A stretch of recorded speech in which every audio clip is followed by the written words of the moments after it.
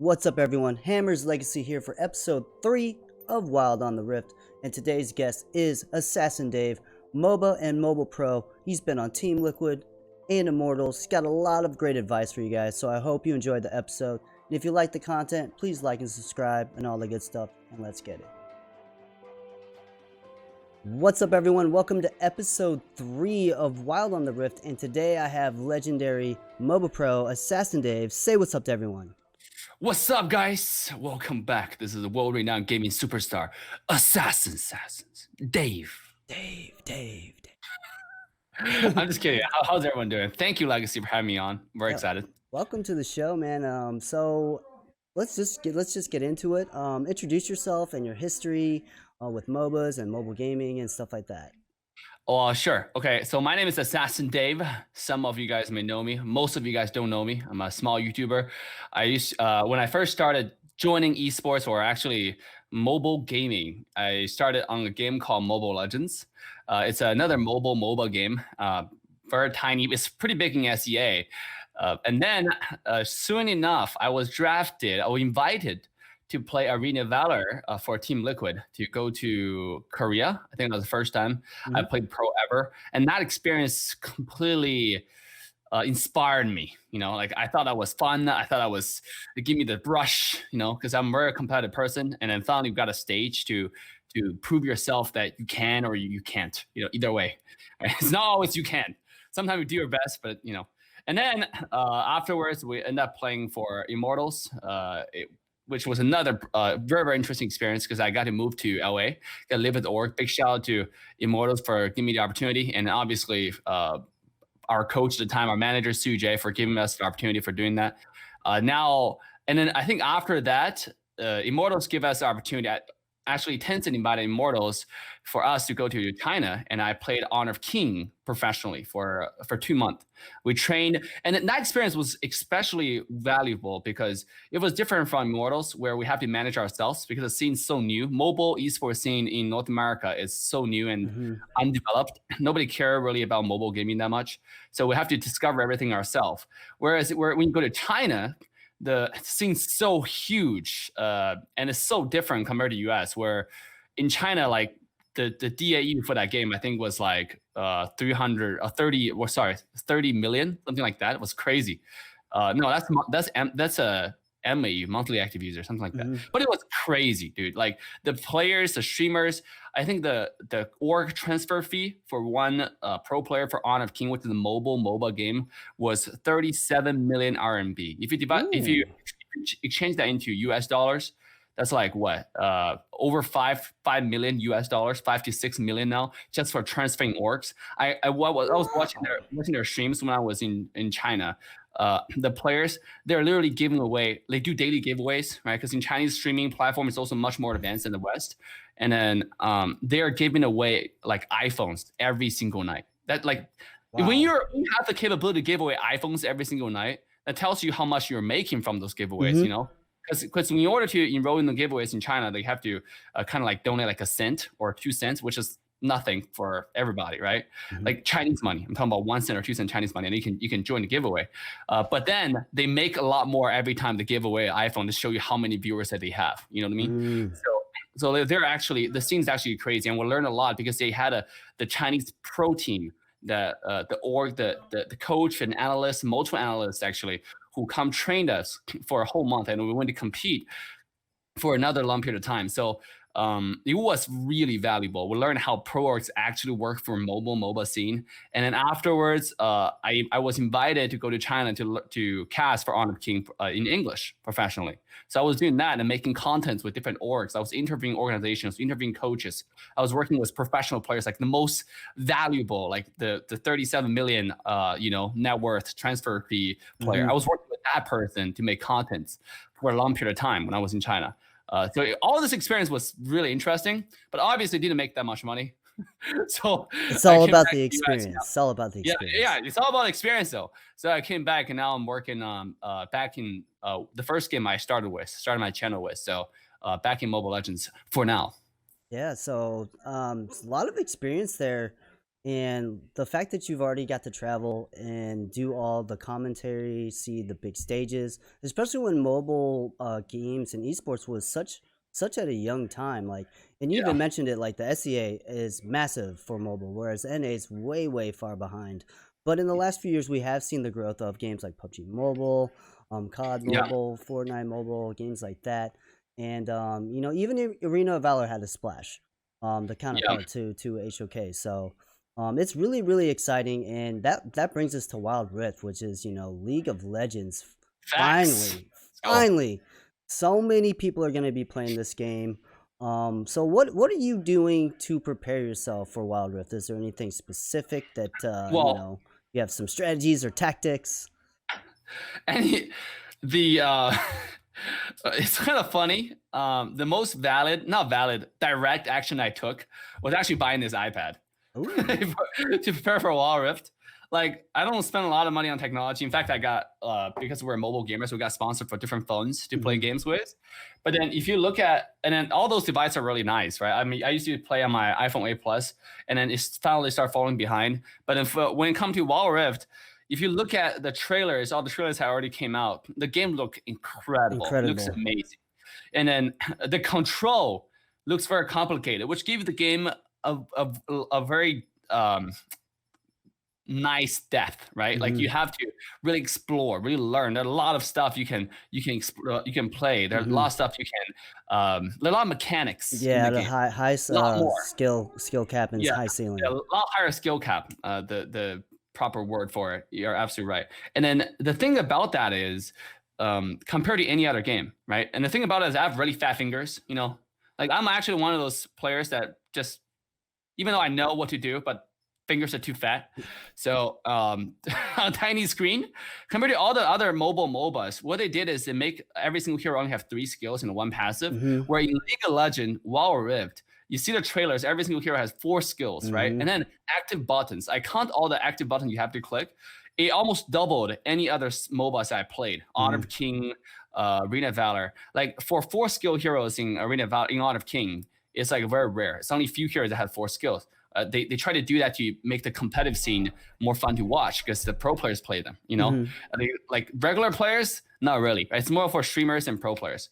So for League of Legends Wild Rift, every single hero is like that, and you have multiple active items. You have multiple battle spells, just like the PC version, Hmm.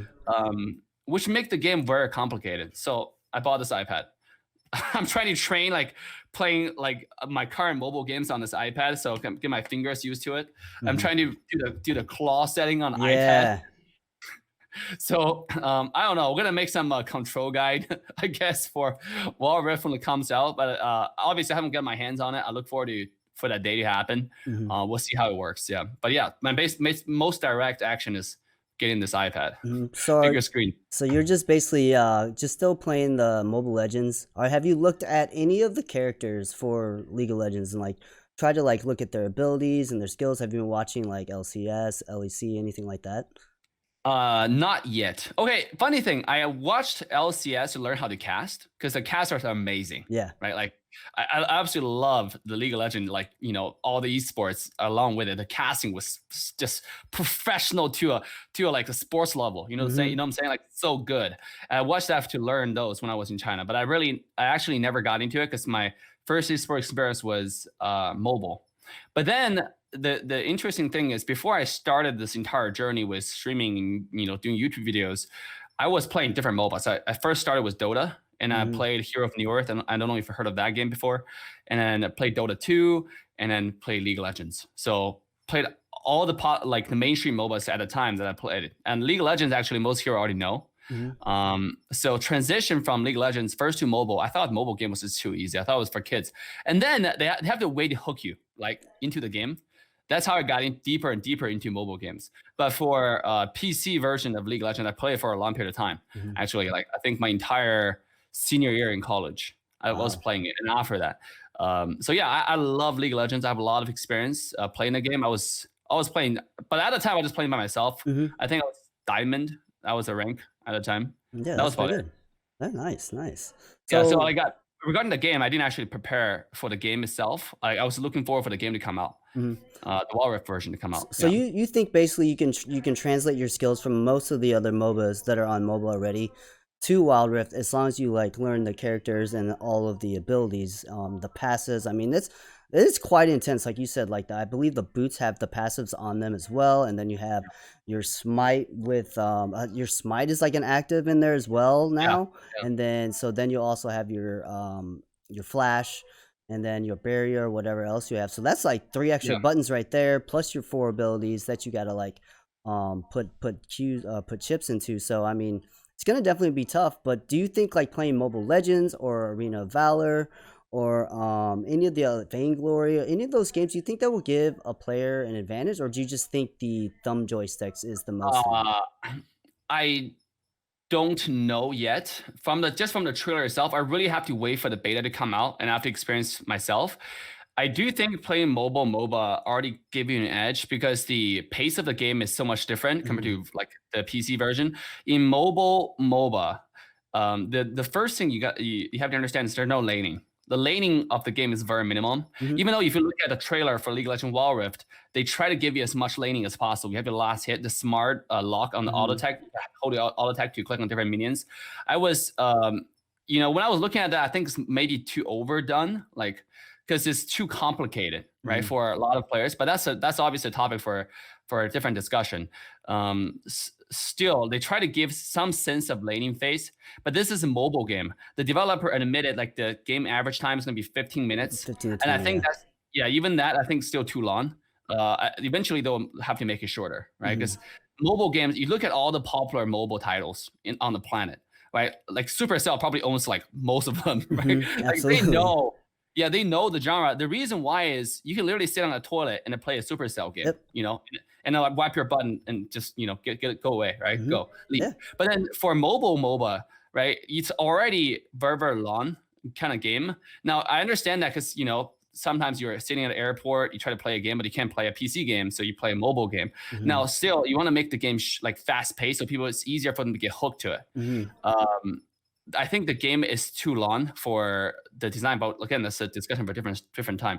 If you play any other mobile, you'll find the pace are similar. They're very short, and Mhm. then League of Legends Wild Rift, maybe they will get shorter, but even if they're not short, it's still closer to the other MOBA genre where it's faster pace, rotation a lot faster. It's more on rotation. Like Yeah. jungle really fast, gonna get item really fast. It's all Mhm. about like open up the side lanes and start rotating the other lanes. Yep. But then, yeah, I think playing MOBA does definitely give you a little bit of edge. Mobile Legend, I don't know. Mobile Legend is more of a MMORPG right now. Like the overall meta is pure, it's chaotic. Yeah.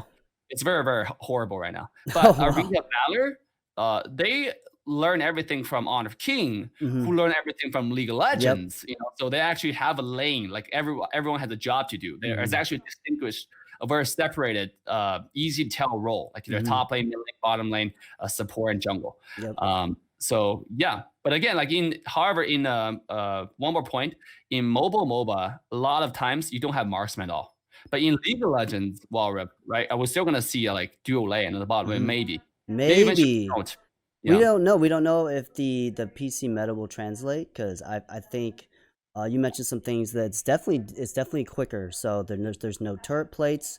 The dragons are gonna spawn quicker, and yeah, I from what I saw, like I kind of feel like there really isn't a laning phase. Like freezing waves and wave management. I don't know if that's gonna be like a big deal in this game, especially if it's yeah, gonna be like a 15 to 20 minute game.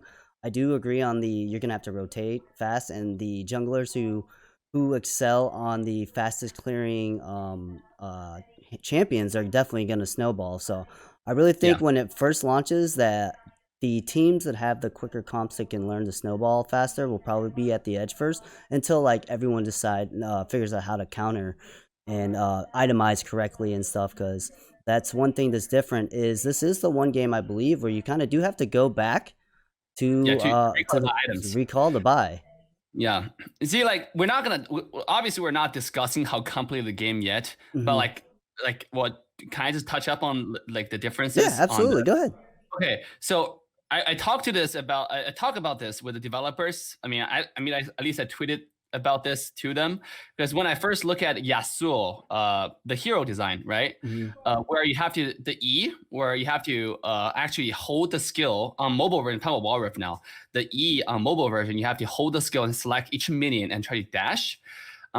In mobile, that's extremely. I mean, obviously, I haven't got my hands on it, so I've looked forward. Like, I love to get my hands on beta. Like, dude, I was begging the developer for alpha access, but it just didn't happen, because it was really just limited to the regions. Where if you look at Yasuo, you have to hold the skill and select each minions, like, to short and close and far. The Mobile Legend actually, I think, copied that mechanism. So the advanced server that I'm playing right now for the current game, when I try to do the same mechanism for skills, it feels really not fluid for mobile.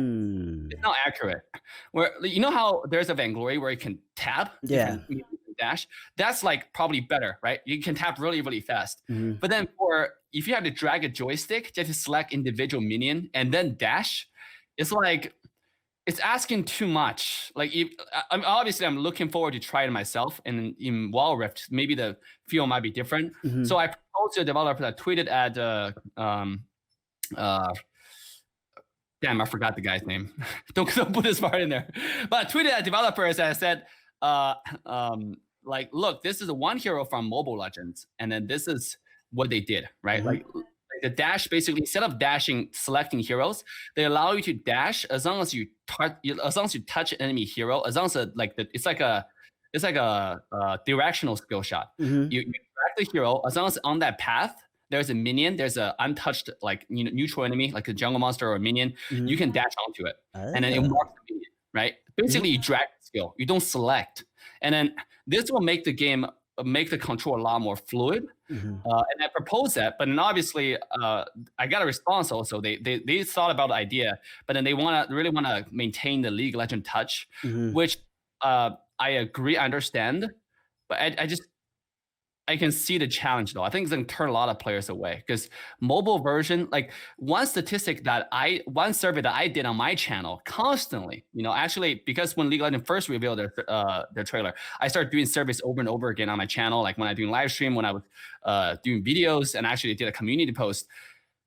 Overwhelmingly, 90% of the players of Mobile Legends, right, globally, at least my viewers are global, right, because most of them are in SCA, they played a Mobile Legend for the first time. Like, Mobile Legend was their first MOBA ever. They never played any other games. Like, they heard of League of Legends, but they never played it. They never played any PC versions. In China, it was the same thing. When I was in China making videos with Honor of King, like, look at that player base. Overwhelmingly, 90% of the players never played. Like never played any other MOBA. Honor of King was their first game ever.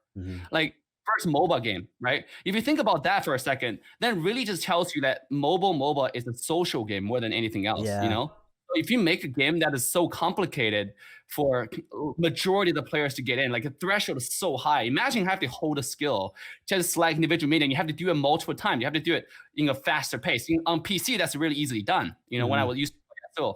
But on a mobile, like I really have to test it to see how well that can work myself. Because if it's really, really high threshold, it might be good competitively, but then for casual players, it might put too much of a threshold where it might limit the player base. And if the player base is limited, it's bad for content and it's bad for competitive scene as well. You know what I'm saying? Absolutely, because I mean, you want it to be competitive, and you want to have those high mechanical outplays. You want to have like those Z outplays, like with the dash to the shadow and back, but you don't want to make it seem super impossible to where only like that 1% can make those kind of combos.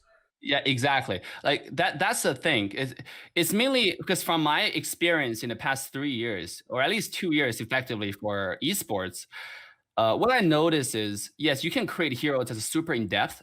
That's really good to watch. Like, even League of Legends, there are a lot of heroes that's super complicated, and most of the heroes are just kind of easy to play. Like, even on PC, right? To make super complicated PC heroes. But when you talk about mobile, you really have to think about, like, most of the players are just casual players, and you don't have the casual player base. Using esports to drive a game, like Arena Valor already proved that it failed.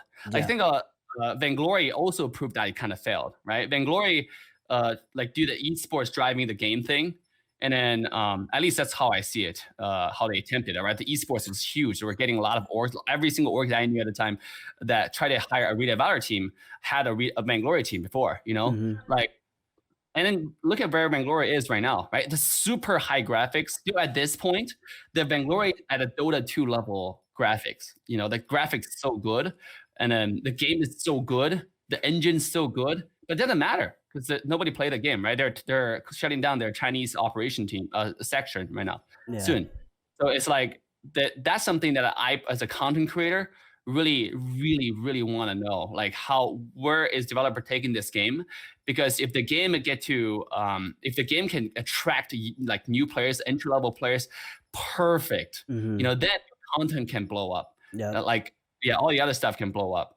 I also made an analogy regarding last time when I talked to my friend, when we talk about like Call of Duty Mobile, how that game compared to PUBG Mobile, all the other like it's different. It's like League of Legends compared to League of Legends Wild Rift compared to Arena Valor, Mobile Legends. League of Legends Wild Rift is so much better graphically. Look at the game; the engine's a lot better. I mean, Hmm. it's developed by Riot. This game looks awesome. I mean, from the trailer, from the developers, obviously you have a much better team back in the game, where you're looking like but still you compare Wild Rift with Arena Valor, and then comparing.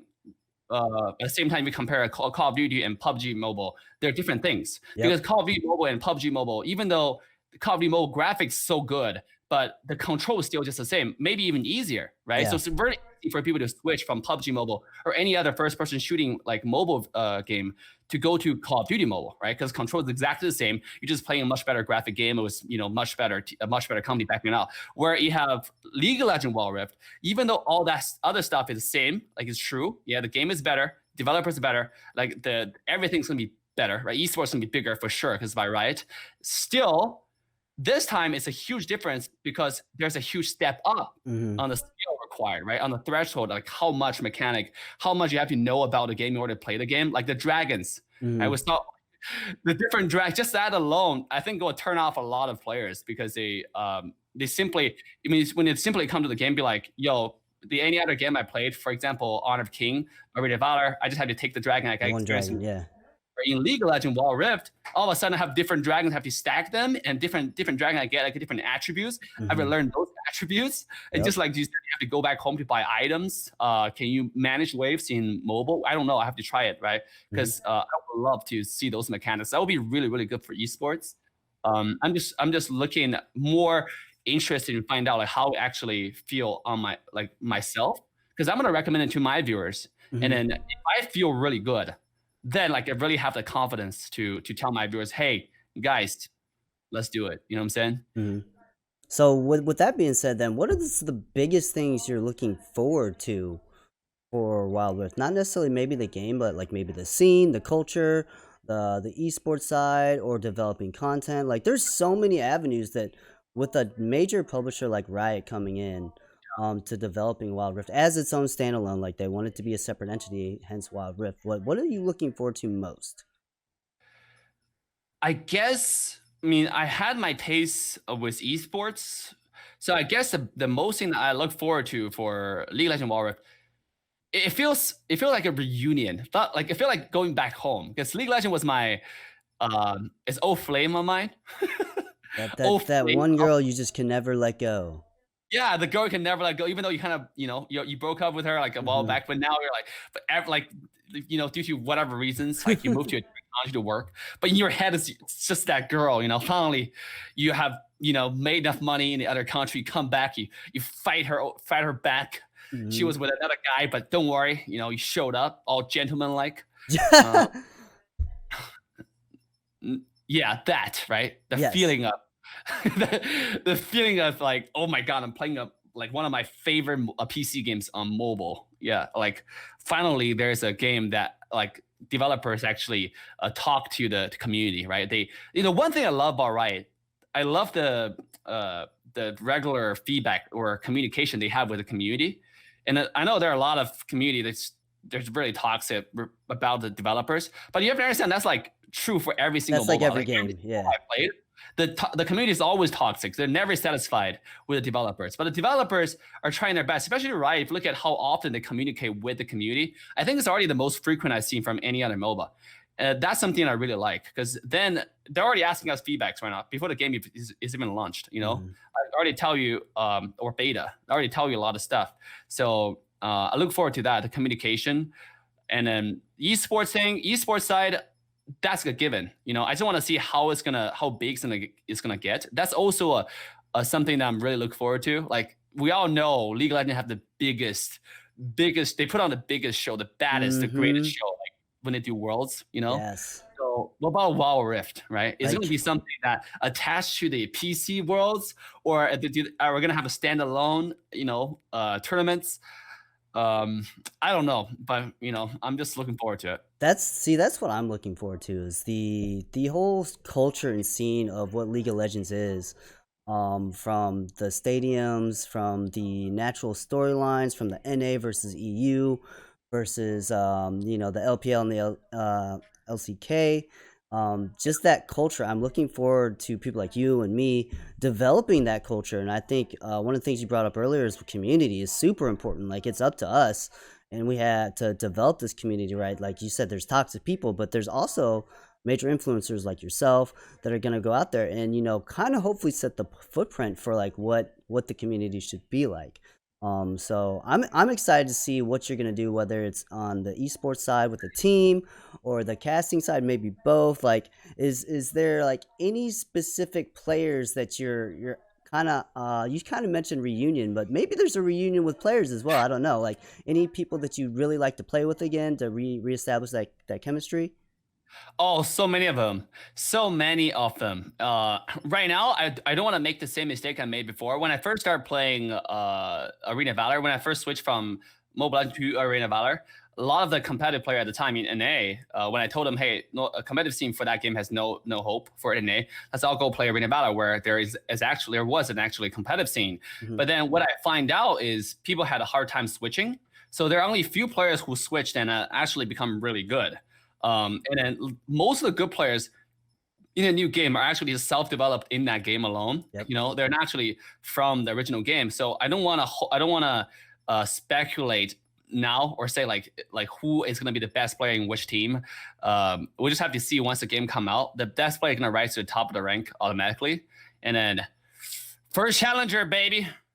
Yeah, you don't think 80s or Zane is going to be first challenger? Oh, I think they're gonna, dude. I think we're gonna grind all together. Everybody gonna grind really, really hard and compete. I have talked to Zane multiple times actually, and then he was actually holding back. That's what I mean when I talk to a competitive player, because they're doing really well in one game. Yeah, they don't want to like he actually never played. Like, he was actually one of the best. He's one of the best Mobile Legend players that never played any PC MOBA. This is his first MOBA. That's insane. So he didn't have the same feel for WoW Rift like you and I do. Like I love League of Legends, but he didn't. He never played the game. So when you ask him to switch, he's like, I'll have to take a look. Right? That's like that passion. That's his passion levels right here. That's it. He's not emotionally attached to it like we are. So I get 100% get what he's saying. Like, if he's doing well in Mobile Legends, like, why would he want to sacrifice? Not that it would happen, but a loss of viewership or fans and stuff like that. So that's definitely a good point. I mean, and especially because there's 3 major games that are hopefully gonna build one big community. So you got VG, AOV, and ML. So I mean, who knows who's gonna be at the top like first? So I'm really excited to see how that goes, especially with ranked and stuff, and hopefully. They have like the duo queue and stuff, and then even the ARAM. I feel like the ARAM would be fun because that's like for the casual, like you were mentioning the casual. You can learn new characters and stuff like that. Exactly. So I think that's we'll just have to see when it launches. I've tried to watch a lot of games on on YouTube.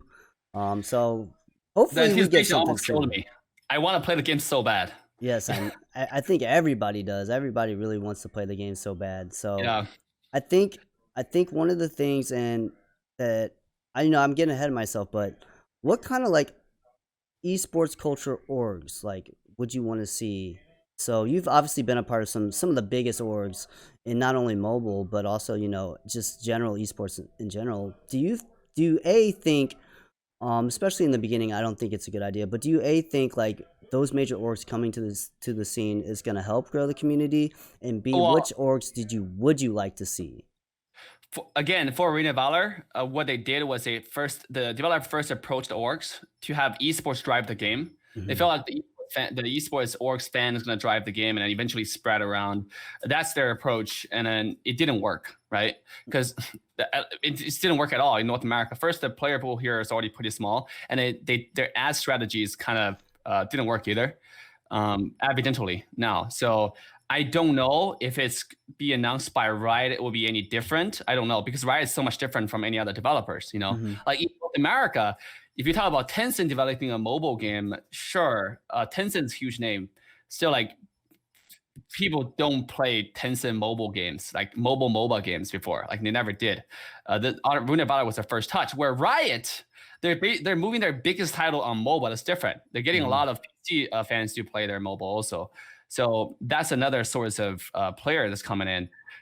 But to talk about orgs, I don't know. Like at that point, when we first got involved in Immortals, we thought we had a chance. We thought like we're gonna be dominating the world in NA at least.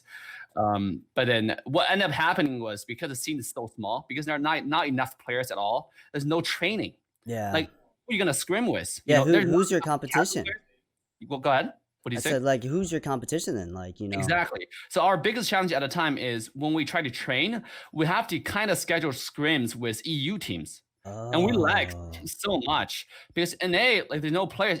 When there's not enough casual players, there's not going to be enough like big like player who rise up to the rank, you know, who are the organically good players who become like Mhm. competitive players.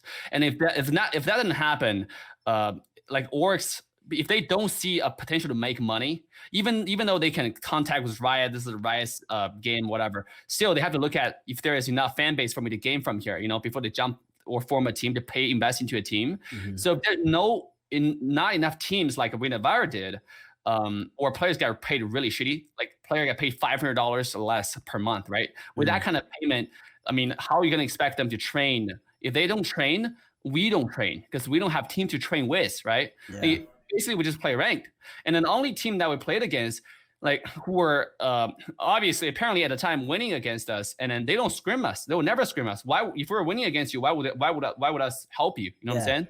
So it made the community really weird. Like we can't pray, we can't scrim, we can't practice, we can't improve.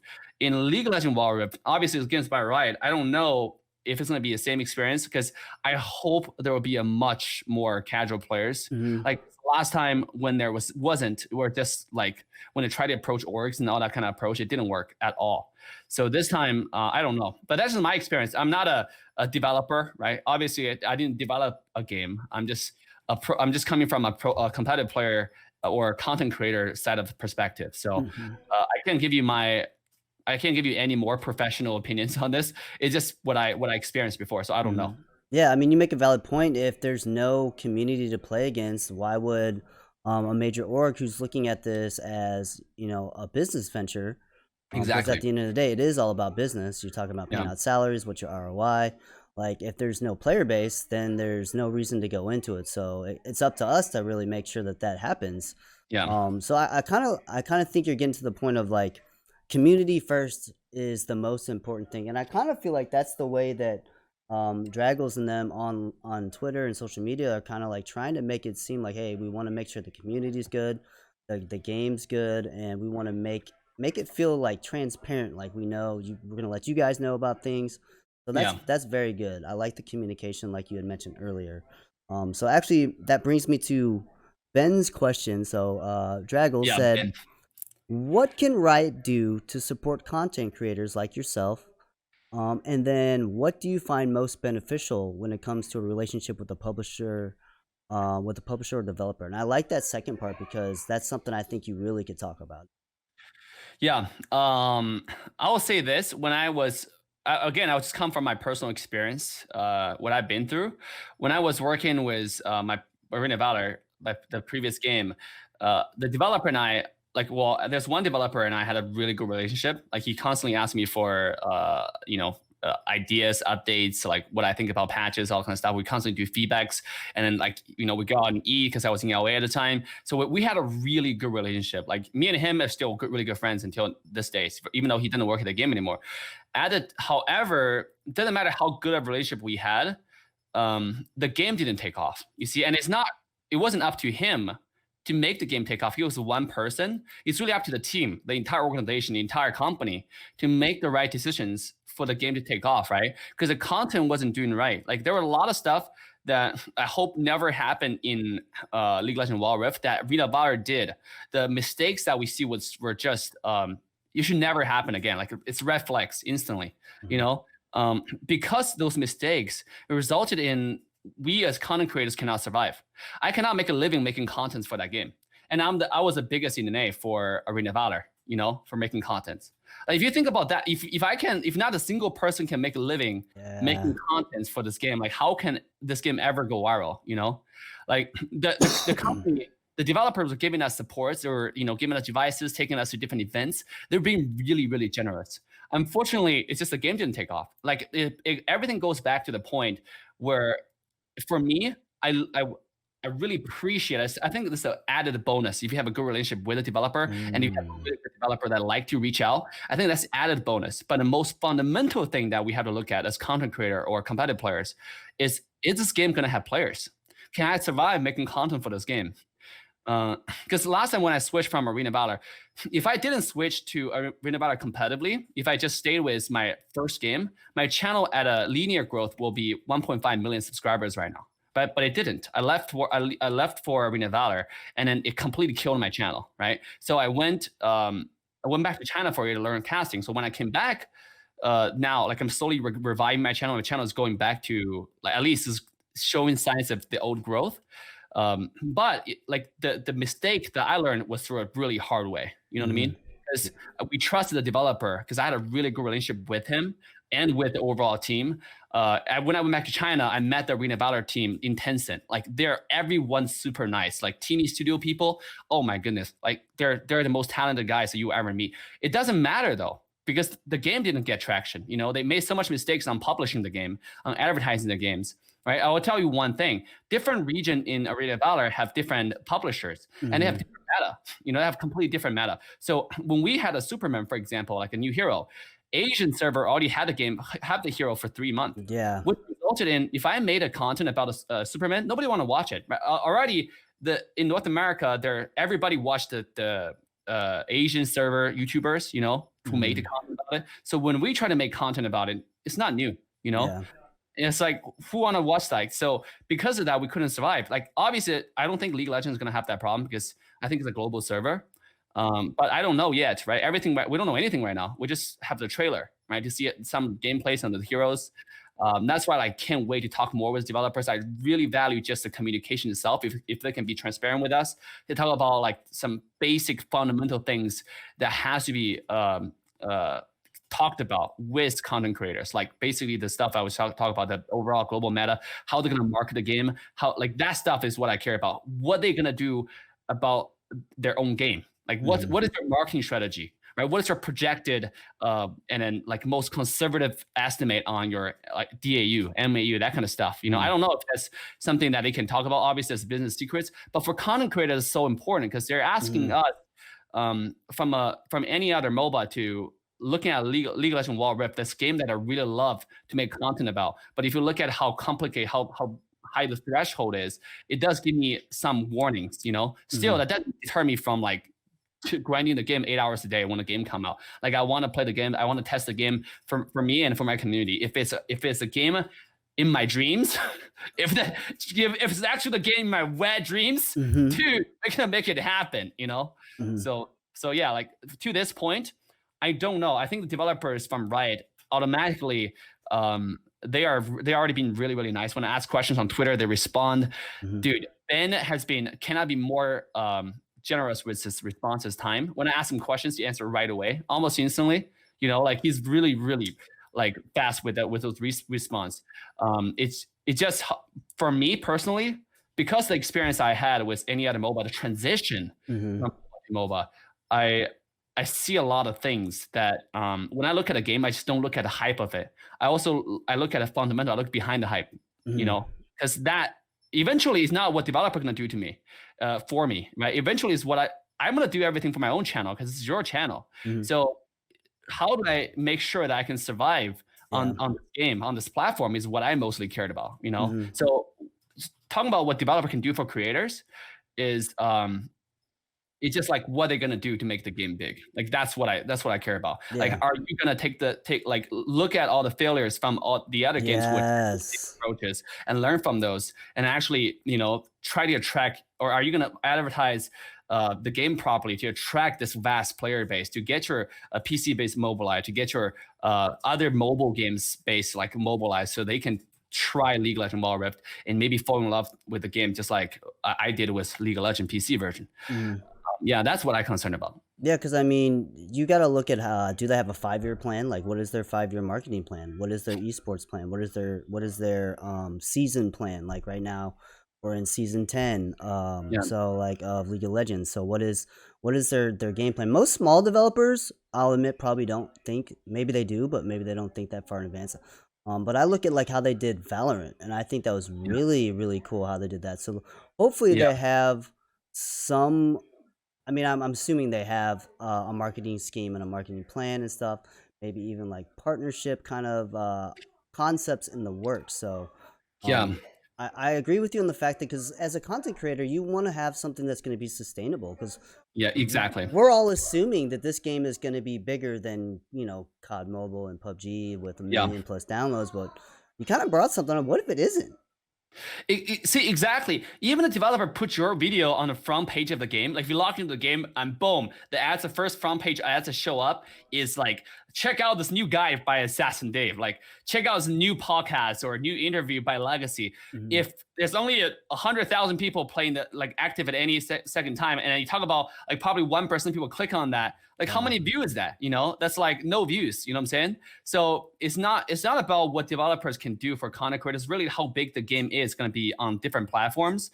Valorant, you mentioned Valorant. That's a really good point. Again, like from Call of Duty Mobile, from switching from PUBG Mobile to Call of Duty Mobile, like it's easy for me because the control is the same. It's easier. In fact, I like Call of Duty Mobile graphic a lot better than PUBG Mobile personally, right? Mhm. And then if you're switching from like any other first-person shooting game to Valorant, it's the same thing. The control almost exactly the same, right? It's just developed by Riot. When I look at Valorant, it looks a lot more vibrant, the game itself. Mhm. So it's also easy for me to switch. It's just another viral game that instantly blew up, Mhm. because it's easy to switch. No skill, but the main point I'm trying to make, and made it multiple times, there's no skill gap switching from any other game to all the game that Riot currently developed. But when we talk about League of Legends, Wild Rift, they're asking the audience to do a huge skill gap. And then I don't know if the audience is ready for it because it was Valorant. Sorry, Vainglory was proven to be way ahead of his time. Like Mhm. the game was so good, but way ahead of his time. That's one main reason it failed. If you look at all the like esports and analysts, like the common reason that they concluded why that game failed was just way ahead of its time. It's Mhm. I don't know if League of Legends Wild Rift is gonna be like similar because I just think right now the game is complicated, but I like complication, right? I love deep mechanics. But that's like I'm like one of those 1% Yeah. players, Yeah. the hardcore players. But can you So like, imagine like a Dota 2 then on mobile? Oh my god. yeah, dude, That would like be even more that's literally complex. see Dota 2 is literally just Vainglory though, like Mhm. tapping. It's so accurate and it's so deep. It's made for those hardcore gamers. But you can't make a game for hardcore gamers for content because you have to make games for 99% who gonna sit on the toilet and play the game. And then the content creators, then if you can make content for those players, Mhm. then the esports scene will blow up. That's just what I think, right? Because that's how you get viewers. If you when we talk about esports scene, um, another thing I learned was the mistakes regarding Arena Valor. They try to have our esports first, and then the community, Yeah, right? then a The community. reason why that will fail is because esports have no viewers. We rented a big place in E3, I think, for the Arena Valor regional North America region tournament. Nobody showed up, right? Like the big stage, the biggest stage in the E3, and the entire seats was empty, was taken by the developers or the staff. No, no viewers bought the tickets to go watch Arena of Valor. You know, that if that should never like that should be a biggest thing lesson that can be learned for any other developers. You know, never make that mistake ever for a mobile esports. Like you look at Honor of King, they built a community, they went viral, they sold skins, they did events. You know, they sold the game first, and then people bought the game, and eventually they did esports. And look how big the stadium is, like 40,000 It's stadium packed, huge. no problem. When I was casting, like the biggest stage they can ever get, packed, no problem. And then they do esports, you know? Mm. So the orgs are just like they want to buy a seat into this game. So yeah, like a lot of stuff I learned from the past experiences. Obviously, I'm not a developer, so uh, when I look at a game, I have different vision. Looking at a game, I have a different perspective looking at a game. But the developers, they're like engineers, they're like architects. They have their vision how this game is going to be. So I'm just an interpreter, right? If I can talk more with developers and understand their vision of the game, that will give us a much better picture. But then we'll just have to wait for the beta to come out. Because Can't wait for it. I feel like you're right though on the point. Like, so say within the first year they try and like push like an esports scene based on the hype, that may backfire, because then you have just all kinds of these teams trying to like build a team, and then people aren't learning the metas right, and maybe the game's moving and progressing in a way that they didn't want to progress. So I think what will happen is we'll finally get the game, and you see it all the time, like when's the first tournament, when's the lands, and like I feel like that's gonna happen right away. I think potentially the first like LCS or whatever they're gonna call it would be probably a good year after the game is launched, and I will be willing to bet that they're gonna probably do some cool events, in-game events and stuff like that. But then I keep telling people, Worlds is coming to NA in 2022. I bet there's gonna be something for it then. well, okay. I don't want to get ahead on speculations. I don't want to get ahead of developers. Again, like I think they're the main architects. We're just the interpreters of their project, of the building, the amazing project they're developing, they're building. I If they want to ask about like all the past experiences I had or I experienced, because I personally experienced them, you know, a successful one and some, you know, not so successful ones, right? So I see what they did, a lot of like similarities, see the patterns. I'm a very analytical kind of person. But that's just me. So I don't want to get ahead of developers on what they're gonna do. Like if you're talking about a scenario where they're gonna have worlds, it might even think about like Wild Rift combining their worlds with the PC version to leech off their viewers, right? Because if they if the Wild Rift team thinks like, okay, so if we don't have enough people watching the mobile esports yet, but why don't we have this game? Why don't we have the tournament built on the PC version and have force all these viewers? Not, but added bonus. Let's not say force. Added bonus for all the PC viewers who watch Wild Rift. Maybe they will switch. I mean, think about that kind of strategy. I don't know, dude. There's so much stuff that they can do. I think there's so much potential for the game. I just can't wait for more details. What developers are going to tell us. Personally, like I said, I'm just going to grind the game and then, you know, experience the game myself. Anything that what they're going to do, esports plans. I learned now after 3 years of experience to not get ahead of the developer, let them do their thing, and then I come from an understanding perspective. But at the same time, if they want my opinion, like I'm here to provide it anytime. Absolutely. So, any final thoughts? Anything you wanted to touch on that you might have missed, or anything that you kind of wanted to rediscuss? Go ahead and do that right now. Well, I don't know. I didn't prepare anything. Should I say, love you guys? Okay, we do shit or kill. No, just a big thanks for Legacy, obviously, for inviting me for this opportunity to talk about the game. It's been I gotta say pretty lonely. Now you have people to talk, because dude, trust me, waiting. I mean, you probably feel the exact same way, anticipating, like waiting. The anxiety. Yeah, the anxiety. You know, like you want the game to be out a lot faster, but it's not out. And then you feel so lonely, like you want to play the game, but everybody's feeling the same thing. But obviously, the talking point is always the same. There's nothing to discuss.